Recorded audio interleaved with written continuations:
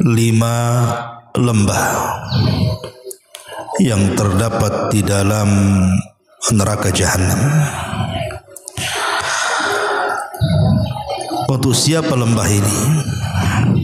Inilah yang kita akan bahas di pagi hari ini. Ma'asyiral muslimin yang dimuliakan Allah Subhanahu wa taala. Di dalam surah Maryam ayat 59 Allah Subhanahu wa taala berfirman, "Fa khalafa min ba'dihim khalfun adha'us salata wattaba'us syahawat fasawfa yalqawna ghayya." Maka akan datang sekelompok manusia setelah mereka, orang-orang yang melalaikan salat dan mengikuti syahwat, dan kelak mereka akan dimasukkan ke dalam al-ghayy. Para ulama tafsir mengatakan bahwa yang dimaksud ghayy di sini artinya adalah wadil ghayy, sebuah lembah yang disebut dengan lembah al-ghayy dan letaknya di dasar Jahannam. Yasta'idhu minhu Jahannam kulla yawmin min shiddati hararatihi. Dan neraka Jahannam selalu isti'adzah meminta perlindungan kepada Allah Azza wa Jal setiap hari dari kengerian lembah al-ghayy ini karena panas yang bersangatan. Ini yang pertama yang disebut dengan lembah al-ghayy. Yang kedua disebutkan dalam surah Al-Ma'un ayat yang keempat dan kelima, Allah mengatakan, "Fawailun lil musallin alladzina hum an salatihim sahun." Maka bagi mereka al-wail, bagi orang-orang yang melaksanakan salat, yaitu orang-orang yang dalam salat mereka lalai.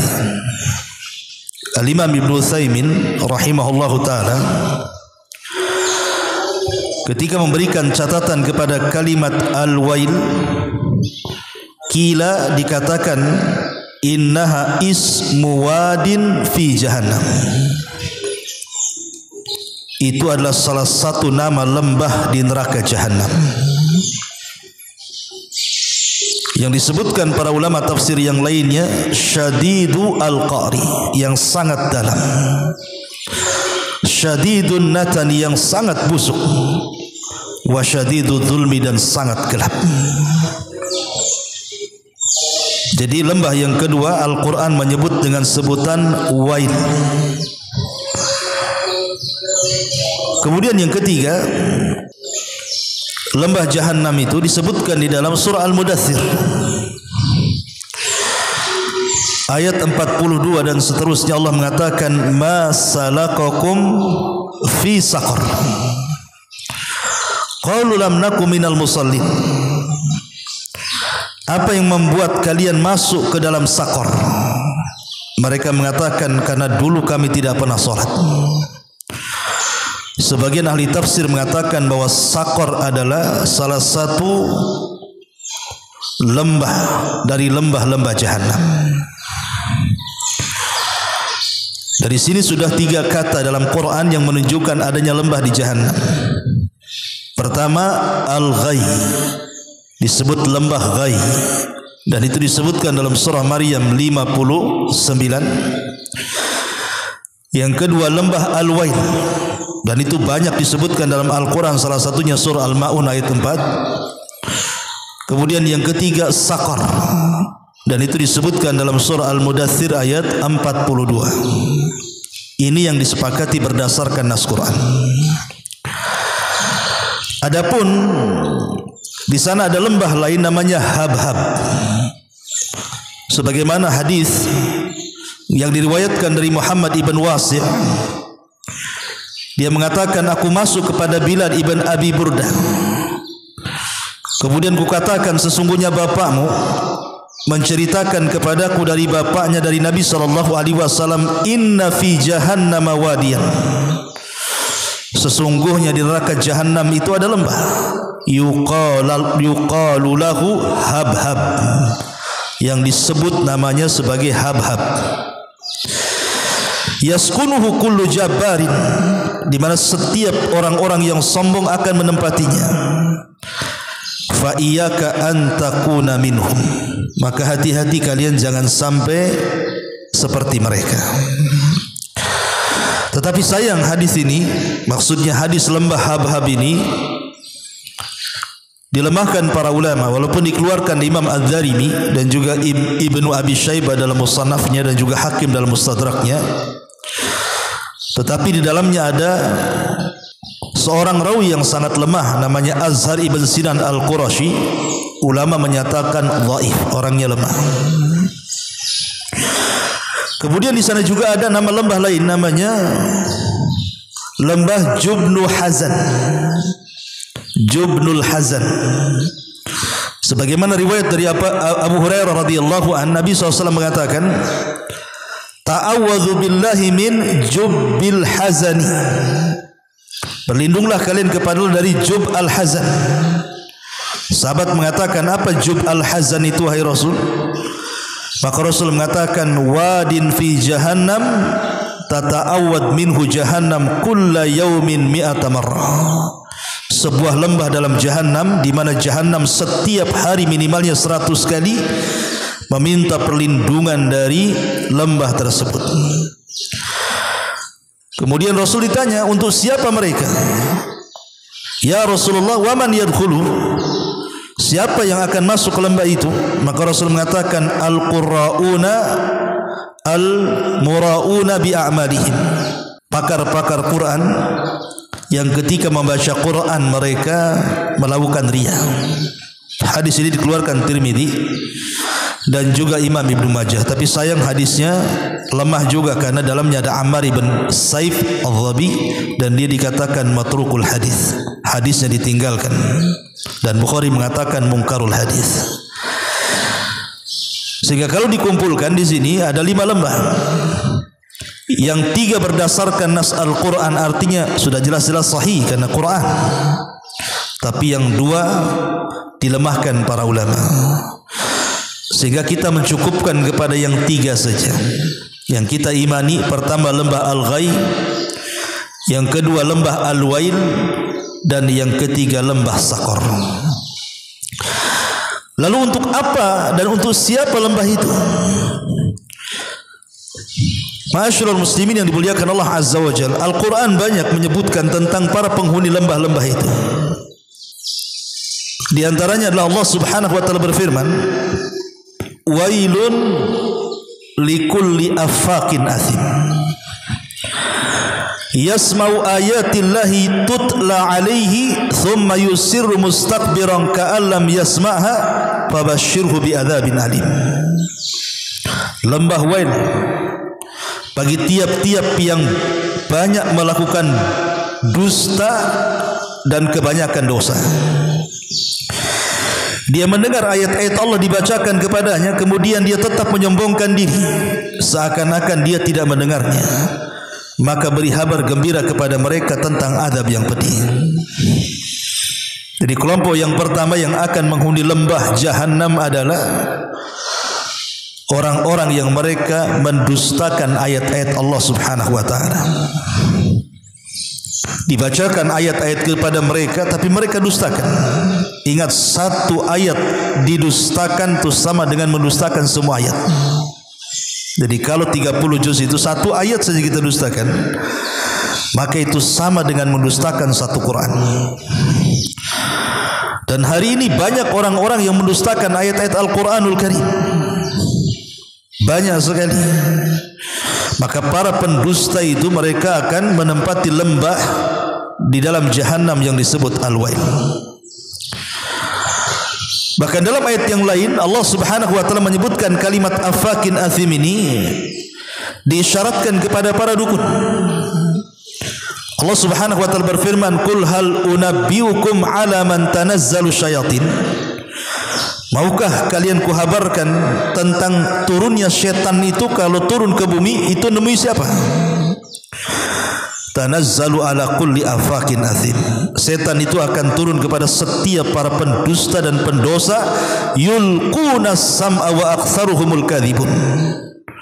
Kemudian mereka pun melemparkan apa yang mereka dengar dari langit, dan kebanyakan mereka adalah para pendusta.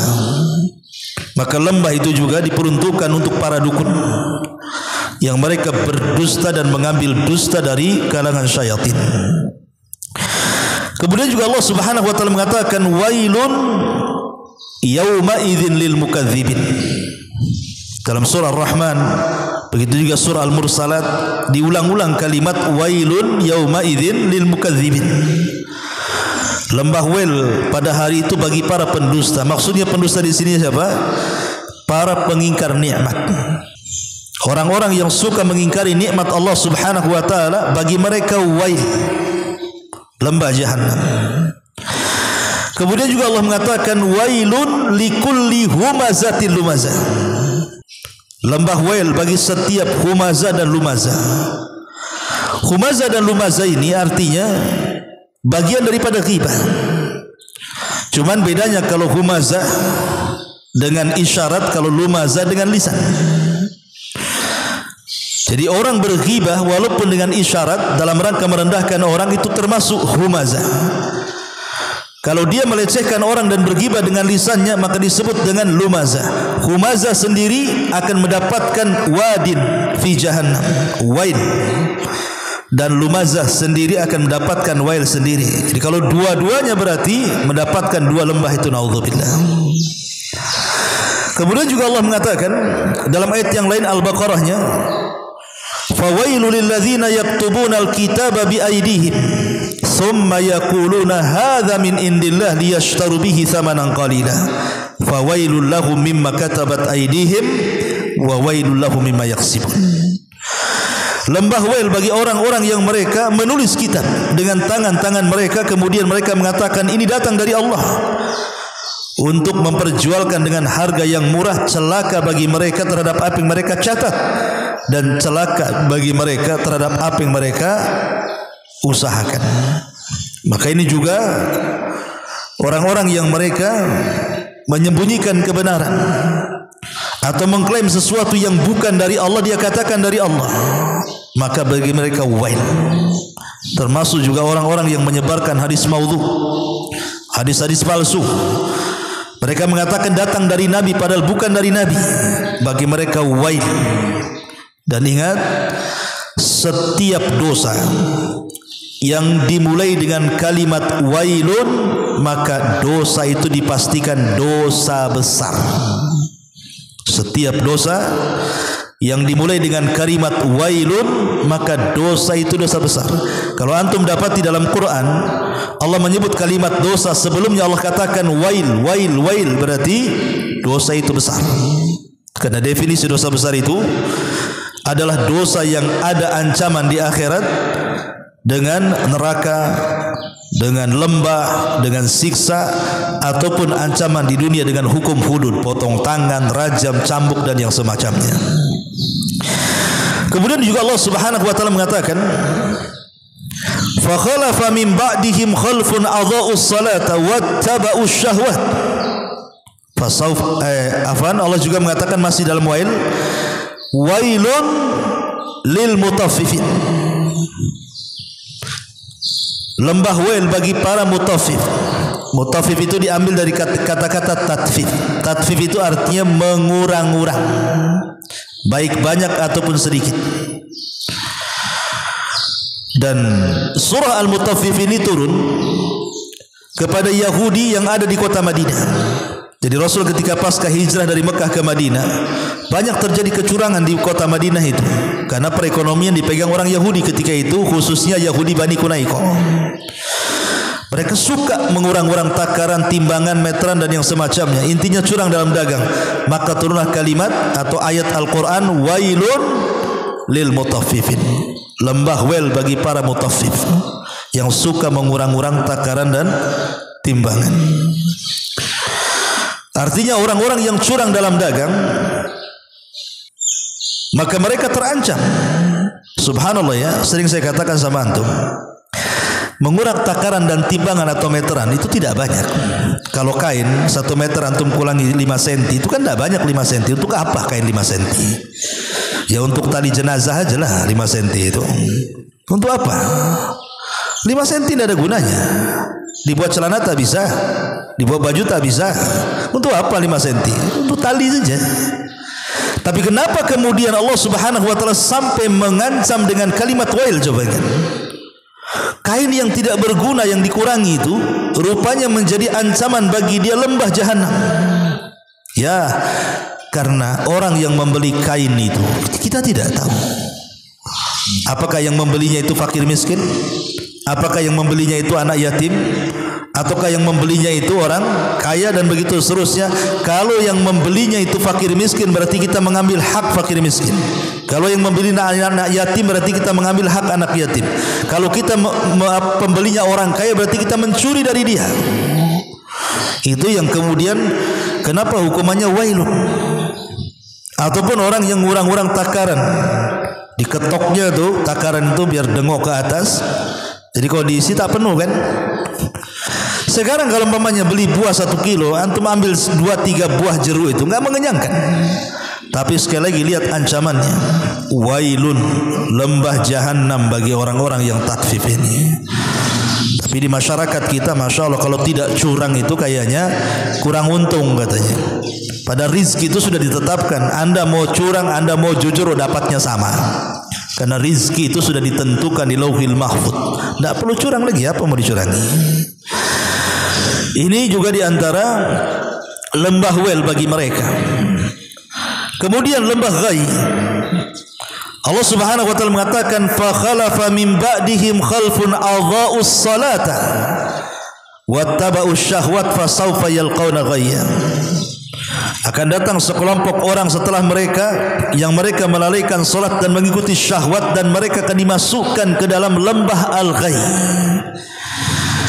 Ulama mengatakan seperti yang diriwayatkan Ibnu Mas'ud radhiyallahu an, maksudnya melalaikan salat di sini adalah mereka mengakhir-akhirkan waktunya. La yusalli dhuhra hatta ya'ti al-asra walal asra hatta taghruba syams. Dia tidak langsung zuhur sampai nunggu asar baru salat.